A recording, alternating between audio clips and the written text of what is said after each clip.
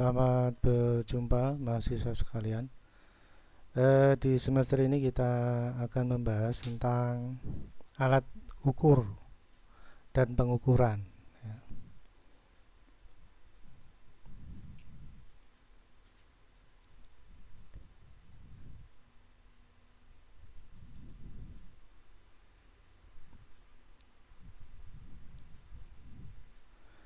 Pada dasarnya alat ukur dan pengukuran ini ada di sekitar kita. Ya.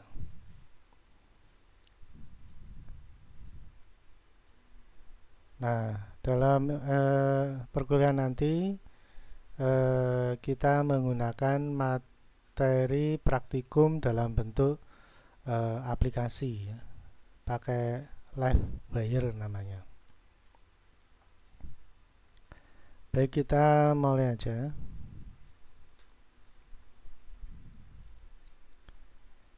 Jadi alat ukur adalah alat yang mampu menentukan nilai, ya, atau besaran suatu jumlah atau suatu kuantitas atau variabel. Nah, satuan-satuan standar SI atau standar internasional adalah ada panjang, massa, waktu, ya, arus listrik, temperatur, termodinamika, jumlah zat, dan intensitas cahaya.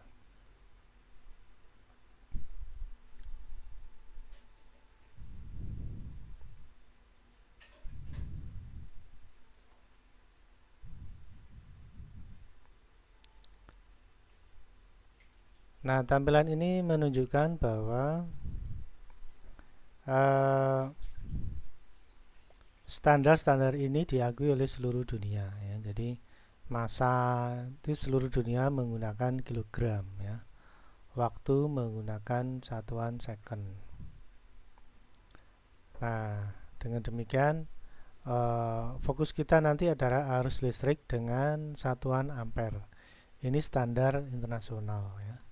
Sehingga kita bisa mengembangkan, ya, menggunakan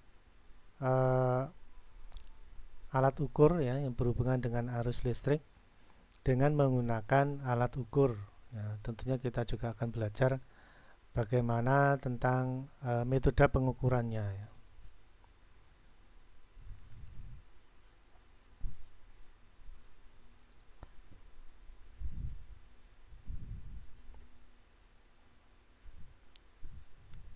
Baik, kita lanjutkan materinya. Ya, alat ukur adalah alat menentukan nilai atau besaran suatu jumlah kuantitas variabel. Nah, ini adalah bentuk alat ukur yang ada di sekitar kita, ya. Jadi di tampilan ini terlihat bahwa ada timbangan, ya, untuk menjadikan alat ukur berat, ya. Ya, tentunya kalau kita beli barang, tentunya kita minta ditimbang lebih dulu, ya. Dengan demikian kita merasa nyaman untuk membelinya. Dan ini menjadi tolok ukur seorang penjual dan pembeli merasa nyaman, gitu istilahnya, ya. Jadi kalau sudah diukur pakai timbangan dan hasilnya sudah benar, nah kita merasa nyaman di situ.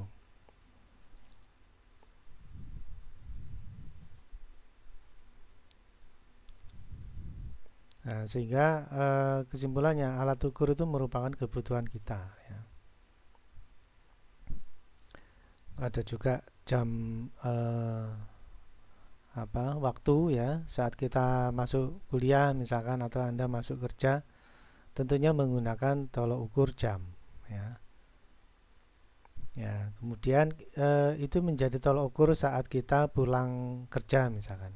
Ya, jadi hampir setiap saat kita periksa sekarang jam berapa. Nah, ini menjadi bentuk alat ukur waktu, ya, yang kita butuh sekali untuk mengetahuinya. Dan ada juga panjang, ya, panjang sebuah benda, ya. Kita beli sebuah kain misalkan, tentunya kita ingin nilai rupiahnya sama dengan panjang yang kita peroleh. Nah, itu tentunya menggunakan tolok ukur hasil ukur panjang. Ya, jadi kita butuh hal-hal yang berhubungan dengan alat ukur di kehidupan kita sehari-hari ya. Cuma nanti dalam aplikasi yang kita pelajari, yang kita jadikan objek adalah alat ukur listrik ya. Coba kita lanjutkan lagi. Alat ukur atau instrumen. Alat ukur adalah alat menentukan nilai atau besaran suatu jumlah kuantitas variabel yang merupakan alat ukur yang ada di industri ya sekarang ya. Ya, ada istilahnya avometer ya. Avometer itu berasal dari ampere, A untuk ampere, lalu V untuk volt, dan O untuk ohm ya. Sehingga kita menggunakan istilah avometer ya. Itu merupakan singkatan dari ampere, volt, dan ohm ya. Kemudian avometer merupakan alat ukur listrik yang dapat digunakan untuk mengukur arus listrik ya. Berarti kita menggunakan fungsi ampere. Kemudian tegangan listrik, berarti kita menggunakan fungsi voltmeter. Lalu juga kita bisa mengukur hambatan atau resistor, kita gunakan fungsi ohm ya. Sehingga dalam satu perangkat ini mampu untuk mengukur beberapa satuan ya. Ada arus listrik dengan satuan ampere, lalu volt, tegangan listrik dengan satuan volt, lalu hambatan dengan satuan ohm ya. Ada juga multimeter seperti ini, juga membutuhkan bentuknya digital ya. Namun untuk jenis digital kita perlu suplai tambahan ya, misalkan 9 volt DC misalkan. Itu menjadikan sebuah variabel yang menentukan hasil ukur ya. Jadi kalau tegangannya turun ya hasil pengukurannya berubah ya. Nah, ini kita menggunakan avometer atau multimeter analog ya. Sehingga yang menjadi suplai rangkaian multimeter ini adalah besaran yang diukur ya. Jadi ampere meter, mengukur ampere meter ya, maka ampere itu yang mensuplai multimeter. Lalu kita ukur volt, maka volt yang mensuplai tegangan multimeter, kecuali ohm ya. Maka untuk analog kita biasanya ditemui baterai. Baik, kita lanjutkan lagi. Nah, untuk alat ukur analog ya, kita mengandalkan jarum ya. Jadi jarum ini akan berhenti pada sebuah angka-angka atau nilai-nilai yang ada di sepanjang skala. Nah, mana yang diukur ya? Padahal skalanya itu banyak. Nah, maka bilangan yang diukur atau jadi acuan ukur adalah bilangan yang ditunjuk oleh jarum ya. Jadi jarum ini akan berhenti pada sebuah angka. Nah, angka itulah akan dijadikan hasil ukur. Nah, bagaimana dia bisa menunjuk ke sebuah angka? Nah, di sini ada gambar ya. Ada saklar, lalu ada sumber arus ya, atau sumber tegangan yang masuk ke kumparan di sini. Jadi saat mengukur voltmeter atau ampere meter akan mensuplai kumparan yang ada. Nah, arus itulah ya yang akan menjadi faktor untuk menggerakkan jarum ini. Nah, bagaimana itu bisa terjadi ya? Nah, lebih awal kita mengetahui lebih dulu komponen-komponennya ya. Jadi avometer terbentuk dari bagian sebagai berikut skala. Di sini ada skala. Ini terdapat angka-angka hasil ukur. Lalu jarum penunjuk. Ini jarum penunjuk. Dia akan berhenti pada sebuah posisi di mana angka itu berada untuk menunjukkan angka yang hasil ukur ya. Saklar batas ukur ya. Di sini ada saklar yang mana akan mengatur besaran arus yang menggerakkan jarum ini ya, sehingga akan berhenti pada batas maksimalnya. Lalu magnet, ya. Di sini ada utara selatan, ini magnet permanen. Lalu kumparan, nah di sini ada kumparan yang dialiri arus. Nah, medan magnet yang terjadi itu akan terjadi tolak menolak, ya, sehingga jarum ini akan bergerak. Lalu inti besi lunak, ya, dan pegas untuk menggerakkan agar jarum setelah tidak ada tekanan kembali lagi ke awal. Nah, coba kita lanjutkan lagi materinya. Prinsip kerja alat ukur multimeter adalah adanya gaya pada pengantar berarus, ya, yang diletakkan pada medan magnet. Jadi di sini ada kumparan diberi aliran arus menjadi magnet, ya. Nah, di sanalah diletakkan medan magnet, ya. Arus searah pada alat ukur multimeter terdapat baterai yang memungkinkan saat probe dihubungkan jarum bergerak. Nah, ini untuk ukur ohmmeter, ya. Kemudian simpangan atau gerakan jarum penunjuk terjadi karena interaksi gaya tolak menolak, ya, antara arus yang mengalir pada kumparan, ya, di sini ada aliran arus yang mengalir pada kumparan, dan medan magnet permanen. Di sini ada medan magnet permanen utara selatan. Jadi ternyata di sini ada medan magnet permanen dan magnet yang ditimbulkan oleh arus yang diukur. Nah, besar kecilnya arus yang diukur itulah akan menentukan besar simpangan atau besar tolak menolak antara magnet kumparan dan magnet permanen. Nah, saat itulah jarum bergerak, ya, dan akan menuju ke sebuah angka. Jadi di sini dijelaskan bahwa arus pada kumparan mengakibatkan gaya elektromagnetik. Jadi besar kecilnya arus akan mengakibatkan besar kecilnya gaya elektromagnetik sehingga jarum menyimpang sesuai besar kecilnya arus yang diukur. Baik, kita lanjutkan lagi. Nah, di sini ada tampilan yang lebih lengkap, ya.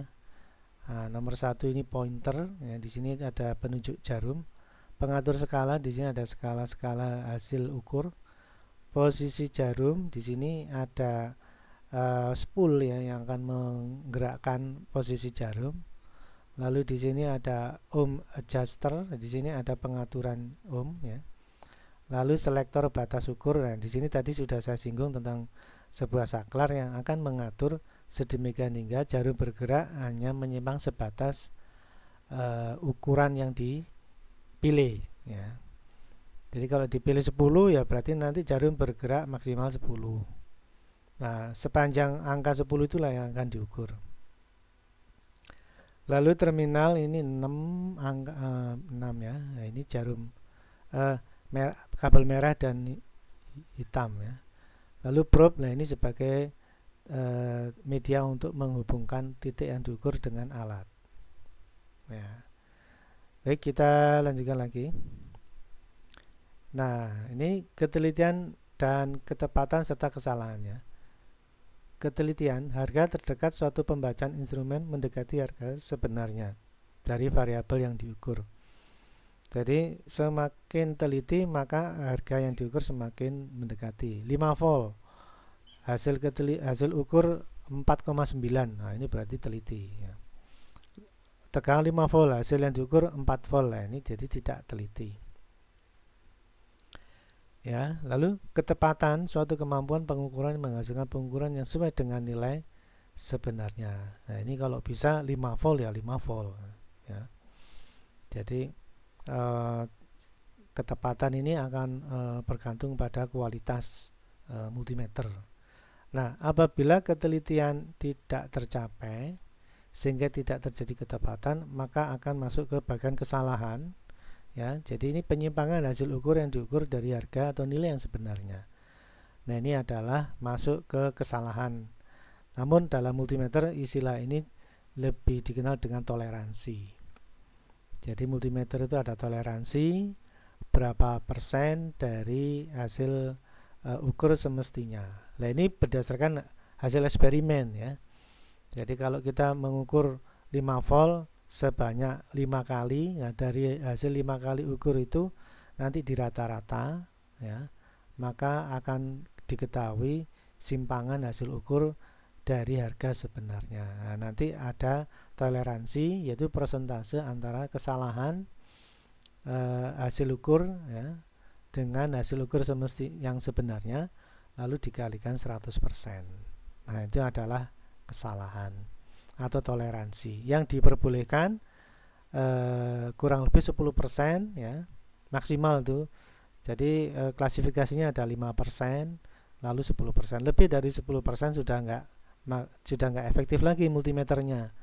Ya, jadi 5 volt 10%-nya dari 5 volt ya berarti 4,5 ya, itu sudah maksimal bisa dipakai. Tapi lebih dari 4,5 ya berarti multimeternya sudah nggak efektif ya.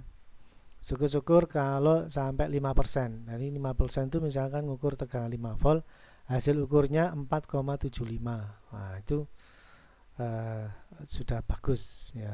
Jadi simpangannya atau kesalahannya itu cuma 5%. Ya, maksimal simpangannya atau kesalahannya adalah 10%. Lebih dari itu sudah nggak efektif lagi. Nah, ini juga terjadi pada komponen sebenarnya. Komponen itu ada istilah warna emas dan perak. Ya. 5% itu emas ya. Lalu ada kalanya warnanya perak ya. Perak itu 5%, emas itu mungkin 10 kalau nggak salah ya. Nah, ada juga yang coklat itu 1%. Nah, jadi jangankan multimeter ya, komponen pun juga ada toleransinya, karena nggak mungkin sebuah industri menghasilkan produk resistor dengan nilai yang sama persis ya. Ya, pasti ada toleransinya ya. Baik, kita lanjutkan lagi. Nah, metode pengukuran ya. Satuan dasar standar internasional yang sudah kita pelajari untuk pengembangan yang kita lakukan adalah fokus di arus listrik ya. Nah, metode yang digunakan dalam pengembangan satuan dasar standar internasional tersebut adalah kita menggunakan sebuah hukum ya, yaitu terkenal dengan hukum di mana nilainya adalah V sama dengan ya, tegangan sama dengan I kali arus kali hambatannya. Sehingga dalam menghitung hambatan ya, hambatan sama dengan tegangan dibagi arusnya. Nah, ini adalah persamaan atau konsep hukum Ohm ya.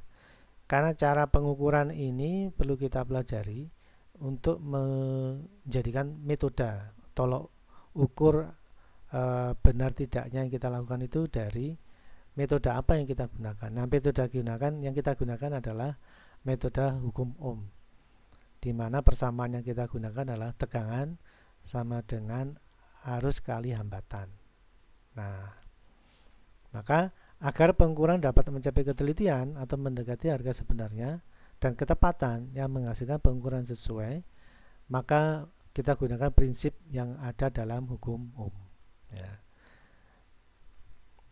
Nah, bila menggunakan prinsip hukum Ohm, maka akan terdapat hasil yang tepat ya. Baik, kita lanjutkan lagi tentang pengukuran arus ya. Kita menggunakan prinsip hukum Ohm yang dilakukan oleh hukum 1 Kirchhoff ya, yang disampaikan oleh Robert Kirchhoff ya, tahun 1828 sampai 1887 ya. Jadi memang ini sudah ratusan tahun yang lalu ya. Namun konsep yang beliau sampaikan digunakan sampai sekarang ya. Salah satunya adalah hukum 1 Kirchhoff yang menyatakan bahwa pada rangkaian bercabang jumlah kuat arus yang masuk sama dengan jumlah kuat arus yang keluar. Ya, jadi sesuai ilustrasi di sini ada arus masuk lalu ada arus yang keluar pada cabang atas dan bawah ini ya.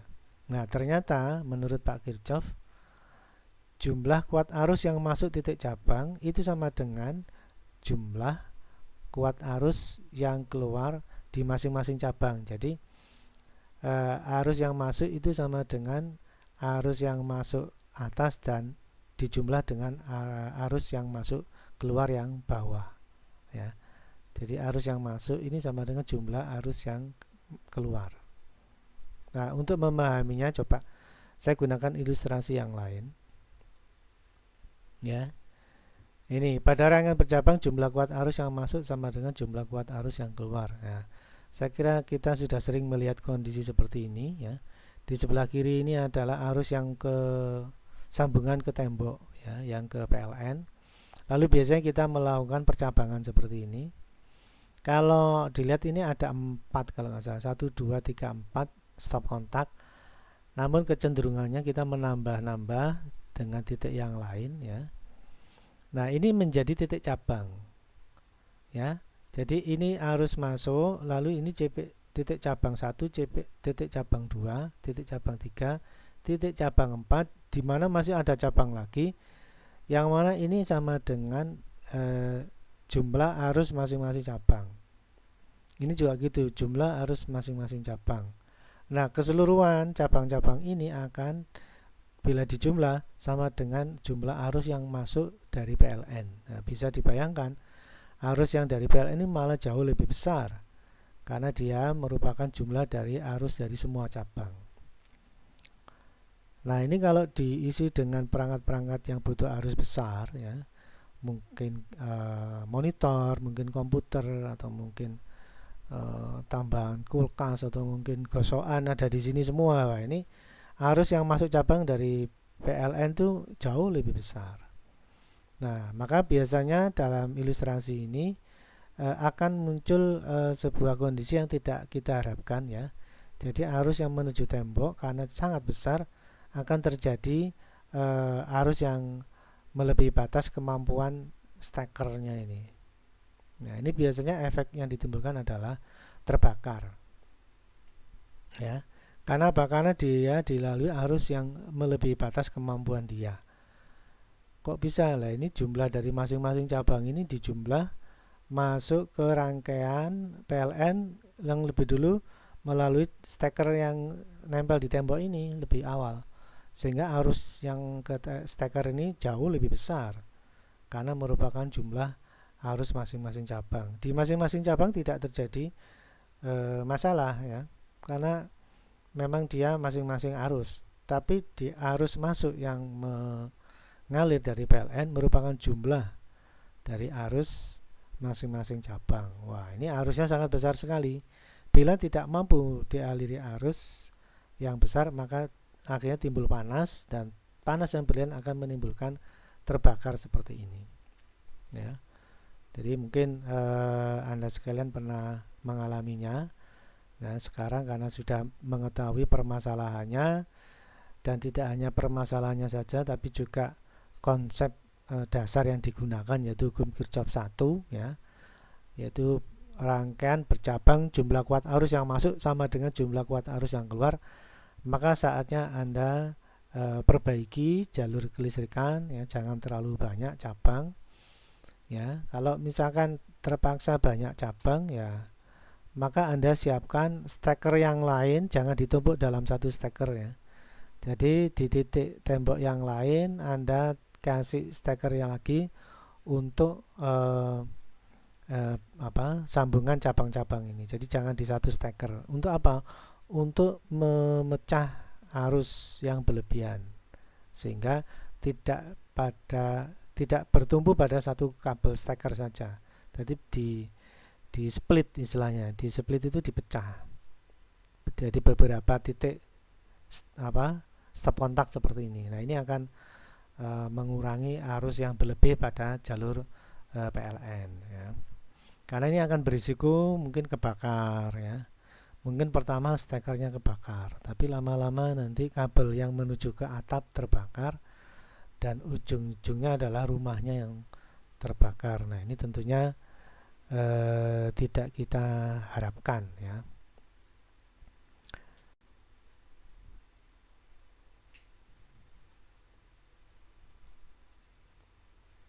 Baik, kita lanjutkan lagi. Nah, sekarang hukum Kirchhoff 2. Nah, jadi hukum itu ada dua, hukum Kirchhoff 1 dan hukum Kirchhoff 2.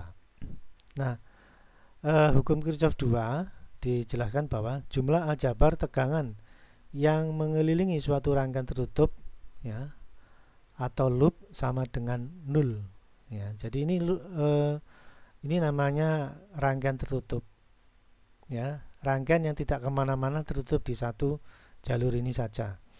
Bila ini terjadi, maka terdapat persamaan E atau sumber tegangan sama dengan arus kali hambatan. Kembali ke hukum Ohm, ya. Jadi tegangan, ini ada tegangan sama dengan arus yang mengalir pada hambatan. Nah, ini implementasinya juga ada di sekitar kita sebenarnya, ya. Sehingga kita tentunya bisa memahami dari hukum Kirchhoff ini untuk memahami rangkaian-rangkaian yang ada di sekitar kita, ya. Jadi di sini jumlah aljabar tegangan yang mengelilingi suatu rangkaian tertutup sama dengan 0. Jadi jumlah tegangan, ya, bila merupakan jumlah dari tegangan yang ada pada resistor. Jadi resistor ini terdapat tegangan sesuai hukum Ohm. Tegangan pada resistor adalah arus kali hambatannya. Ya, ternyata tegangan sumber itu sama dengan tegangan beban atau tegangan hambatan. Nah, ini yang dimaksud dengan hukum Kirchhoff 2, ya. Jumlah aljabar tegangan yang mengelilingi suatu rangkaian tertutup sama dengan 0.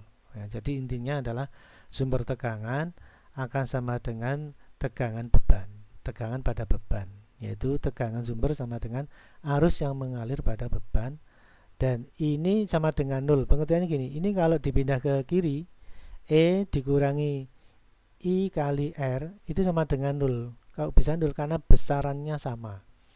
Jadi sumber tegangan dengan arus yang mengalir pada hambatan, pada beban tertutup atau rangkaian tertutup itu sama. Karena sama, sehingga kalau variabel ini berpindah ke ruas kiri itu akan sama dengan 0, ya. Tidak ada sisa. Nah, itu namanya jumlah aljabar tegangan mengelilingi suatu rangkaian tertutup sama dengan 0. Nah, gitu, ya. Baik, kita lanjutkan lagi. Nah, ini adalah sebuah aplikasi yang ada di sekitar rumah kita, ya. Ini adalah implementasi dari hukum Kirchhoff 2. Kalau Anda amati, ini adalah lampu, kemudian ada baterai, ya. Orang mengatakan ini lampu baterai, ya. Ada yang mengatakan senter, ya, apapun istilahnya. Ini adalah sebuah contoh sebuah rangkaian tertutup, ya. Jadi power supply ini menyuplai lampu sebagai beban, ya.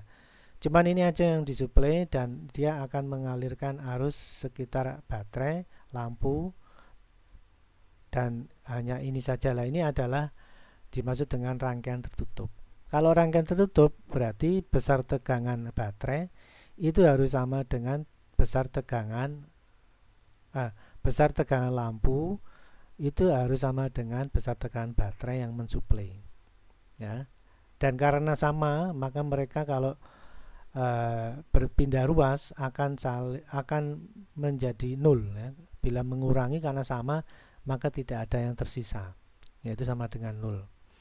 Contoh, ya, misalkan ini kan dua baterai, 1,5 2 kali 1,5 berarti ini 3 volt.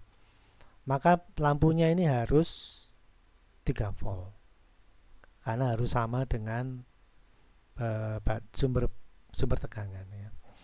Nah, namun saat lampu meredup, ya, dan apabila diganti hanya satu baterai, maka kalau Anda amati, ya, akhirnya lampunya 3 volt, kemudian baterainya itu adalah 0, ya.